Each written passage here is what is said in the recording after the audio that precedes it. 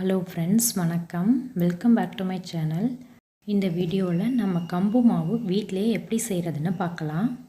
நான் ஒரு 1.25 கப் கம்பு எடுத்திருக்கேன். அதை ஒரு மிக்சிங் பவுலில் சேர்த்துக்கலாம். இதை ஒரு 3லேருந்து 4 டைம்ஸ் நல்லா கழுவணும். நம்ம ஊற்றுற தண்ணி கிளியராக வர்ற வரைக்கும் இதை நல்லா கழுவி எடுத்துக்கலாம். இப்போ நல்லா கழுவியாச்சு. இதில் ஏதாவது கல் இருந்துச்சு அப்படின்னா அதை நம்ம ரிமூவ் பண்ணுறதுக்கு அதை அரிச்சு எடுத்துக்கணும்.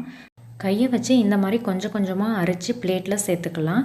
இப்போ ஏதாவது கல் இருந்துச்சு அப்படின்னா அது அடியில் தங்கிரும். இப்போ இந்த மாதிரி ஃபுல்லாக அரிச்சதும் கீழே ஏதாவது கல் இருந்துச்சு அப்படின்னா அதை பார்த்து ரிமூவ் பண்ணிவிட்டு மிச்சம் உள்ள அந்த கம்பையும் அந்த பிளேட்டில் சேர்த்துக்கலாம்.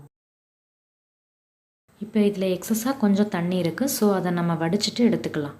இந்த மாதிரி ஒரு ஸ்பூன் வச்சு அதை நல்லா கிளறி விட்டோம் அப்படின்னா அதில் உள்ள தண்ணி ஓரளவுக்கு வடிஞ்சிரும். ஒரு 5 மினிட்ஸ் இதை அப்படியே வச்சுட்டு அதுக்கப்புறம் எடுத்து நம்ம லைட்டாக ஷேக் பண்ணோம் அப்படின்னா இன்னமும் இதில் ஏதாவது தண்ணி இருந்துச்சு அப்படின்னா அதுவும் கம்ப்ளீட்டாக வடிஞ்சிரும்.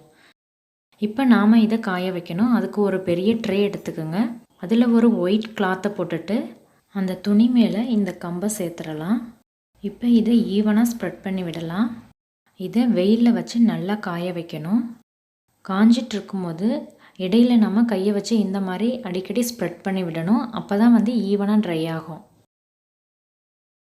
இப்போ இது ஈரமே இல்லாமல் நல்லா காஞ்சிடுச்சு. ஸோ ஜாரில் சேர்த்துட்டு இதை ஃபைன் பவுடராக அரைச்சி எடுத்துக்கலாம். மிக்சர் ஜாரையும் நல்லா கழுவிட்டு வெயிலில் காய வச்சு எடுத்துக்கோங்க. அப்போ தான் அதுலேயும் ஈரம் இருக்காது.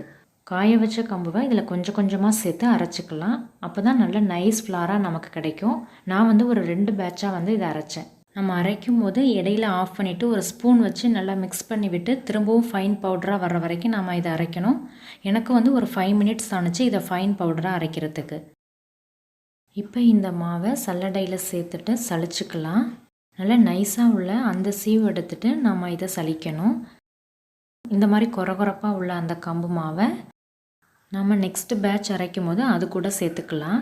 இப்போ அந்த கொரகொரப்பாக உள்ள கம்பு மாவை மிக்சர் ஜாரில் சேர்த்துட்டு அது கூட மீதமுள்ள கம்புவையும் சேர்த்துட்டு இந்த மாதிரி ஃபைன் பவுடராக அரைச்சிட்டு சலிச்சு எடுத்துக்கோங்க. இப்போ நமக்கு நல்லா ஃபைனான கம்பு மாவு கிடச்சிருக்கு. இதை நம்ம ஒரு தடவை வறுத்துட்டு ஒரு ஏர்டைட் ஜாரில் போட்டு ஸ்டோர் பண்ணிக்கலாம்.